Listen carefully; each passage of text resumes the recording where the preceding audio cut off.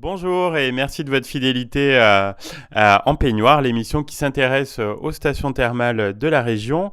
Aujourd'hui, on va prendre la direction de la Bourboule et s'intéresser à la nouvelle saison hivernale et culturelle 2018 qui arrive avec son lot de belles surprises. Et selon ses propres mots, elle va démarrer fort. Philippe Morales, responsable du service culturel et animation, est à mes côtés pour cette émission. Bonjour Philippe. Bonjour. Alors, Philippe, quelle est votre ambition globale au service animation de la Bourboule? En fait, notre ambition, c'est d'animer et de divertir, bien évidemment, mais d'avoir aussi une proposition culturelle de façon à satisfaire eh bien, les locaux, les gens du territoire dans un premier temps. Dans un deuxième temps, les gens qui viennent en cure et en vacances chez nous pendant la saison hivernale. Et puis, la troisième proposition, c'est de faire découvrir aux Clermontois et puis aux gens de l'agglomération qu'on a une proposition culturelle avec plus de 40 spectacles et concerts pendant l'année, qu'on n'est pas si loin de Clermont.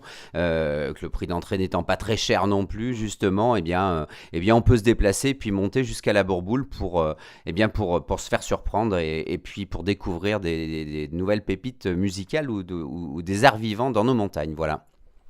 Justement, donc l'hiver s'annonce très animé dans la station.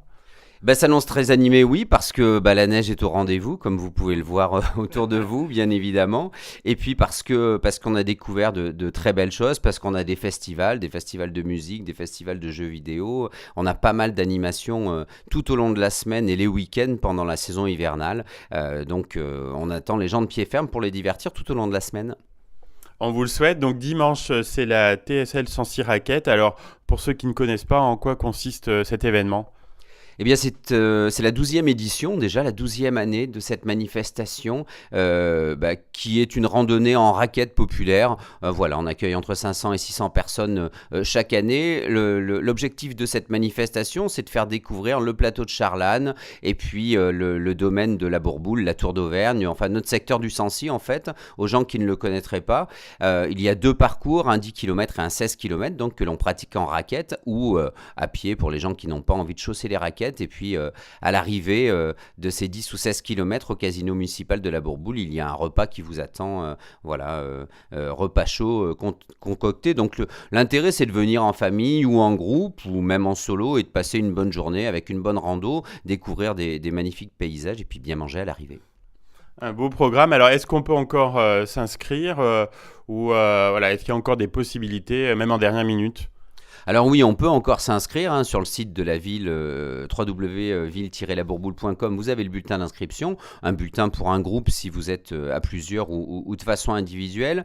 On prête même les raquettes aux 100 premiers inscrits, donc n'hésitez pas à nous contacter quand même pour voir s'il reste des raquettes. Et puis même le cas échéant, si vous voulez attendre le dernier moment, il n'y a pas de problème, vous pourrez vous inscrire sur place, sachant que même si les routes étaient très enneigées, vous avez un système de navette qui part de la Bourboule, qui vous monte en bus et vous redescend, donc vous pouvez poser votre voiture et venir en toute sécurité.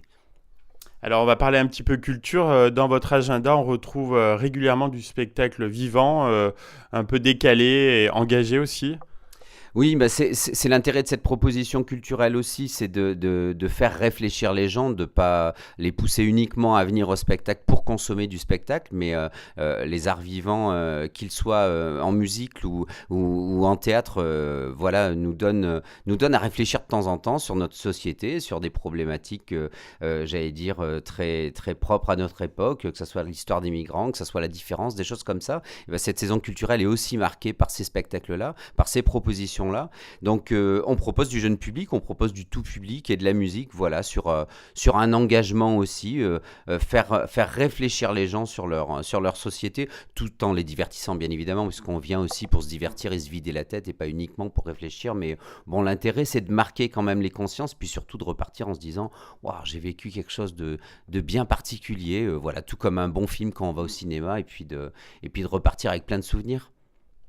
Ça fait envie. Merci Philippe, on va faire une petite pause et on se retrouve donc juste après pour continuer d'évoquer ensemble vos animations culturelles à la Bourboule. Deuxième partie de ce En peignoir consacré à la saison hivernale et culturelle 2018 de la Bourboule. Philippe Morales, responsable du service culturel et animation de la station, répond à mes questions. Donc Philippe, il y aura un certain nombre de concerts à ne pas manquer cette année. Tout à fait. Alors, on ouvre la saison avec la Cafetera Roja, qui est voilà, un groupe de musique rock, hip-hop, musique du monde, voilà, avec des musiciens qui viennent un petit peu partout, Autriche, Espagne, France. Donc, une belle soirée festive, belle soirée d'ouverture. Après, on aura Tram des Balkans, qui est de la musique balkanique. Et puis, une petite pépite rock. On va se tenter cette année sur une soirée rock un petit peu plus marquée, avec le groupe Kokomo, qui est en train d'exploser au niveau national, voire international.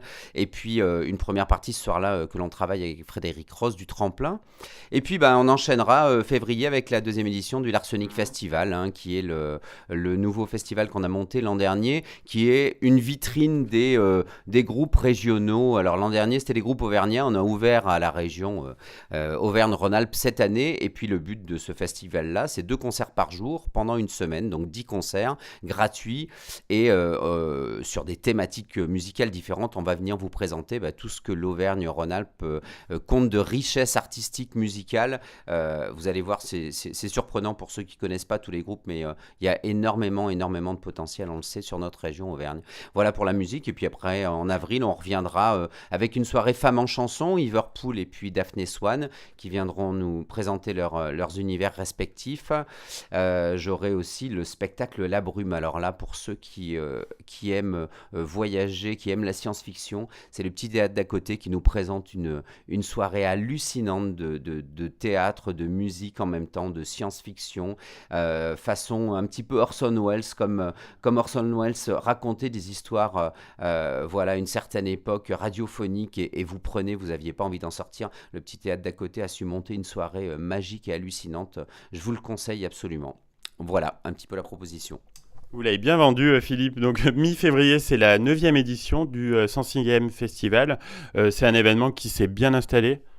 Oui, tout à fait. Il s'est installé dans le temps pendant 4 jours. C'est devenu un rendez-vous incontournable pour les locaux, mais pas que, pour les Clermontois aussi, puisqu'on a beaucoup de Clermontois et de groupes de Clermont qui montent pour ce festival des jeux vidéo et puis des activités numériques, on va dire, au sens large, puisque vous avez maintenant toutes les nouveautés qui viennent sur l'année 2018 se présenter à la Bourboule, les nouveaux jeux, les nouvelles consoles, un gros stand rétro, parce que j'allais dire les papas maintenant qui accompagnent leurs enfants sont aussi des geeks entre guillemets qui jouaient aux jeux vidéo et aux premières consoles, donc ils ont plaisir à se retrouver sur les nouveautés mais aussi sur les anciennes consoles de leur enfance. Et puis on a développé pas mal d'animations périphériques, un concours de cosplay, donc qui est ce concours de déguisement qu'il peut y avoir pour les gens qui sont fans de séries télévisées ou fans de manga qui viennent déguiser sur le salon, et puis des animations pour les plus petits aussi, puisqu'on trouve maintenant des animations numériques avec des mini-tablettes pour les enfants de 3 à 6 ans aussi. Donc voilà, un rendez-vous incontournable du 18 au 21 février, puis c'est gratuit. Donc n'hésitez pas à venir passer la journée. Alors, on ne peut pas tout évoquer, mais parlez-nous de Mission Bourboule. C'est un show haut en couleur. Alors Mission Bourboule, voilà, c'est un show en couleur aussi, ça fait partie des animations incontournables de la ville.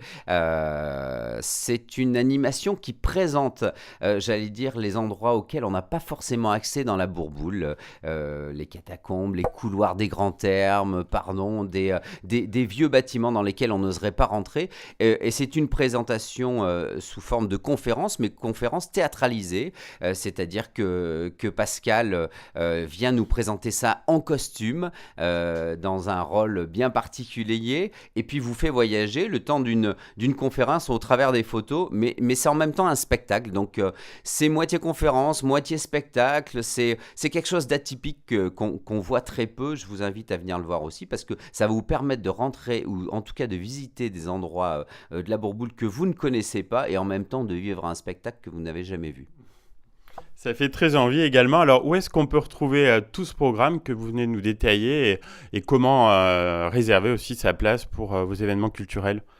Alors le programme, vous pouvez le retrouver sur le site de la ville, donc www.ville-labourboule.com. Au-delà de ça, bien évidemment, vous avez des petits guides que vous pouvez trouver sur les salles clermontoises ou ailleurs sur la Bourboule. Et puis si vous voulez réserver pour certains spectacles en quantité limitée, n'hésitez pas à nous appeler via le site internet de la ville. Sinon, pour la plupart des concerts et des spectacles jeunes publics du mercredi ou pour les festivals gratuits, il suffit de vous présenter une petite demi-heure avant les concerts ou avant les spectacles, donc 16h30 pour les spectacles jeunes publics du mercredi ou 20h30 pour les concerts du jeudi. Vous venez une petite demi-heure, 40 minutes avant, le théâtre fait 300 places, on a largement de quoi accueillir tout le monde. Je vous dis, hormis les spectacles qui sont à jauge réduite, il y en a un ou deux. Là par contre, n'hésitez pas à pré-réserver bien évidemment au numéro de téléphone que vous trouverez sur le site.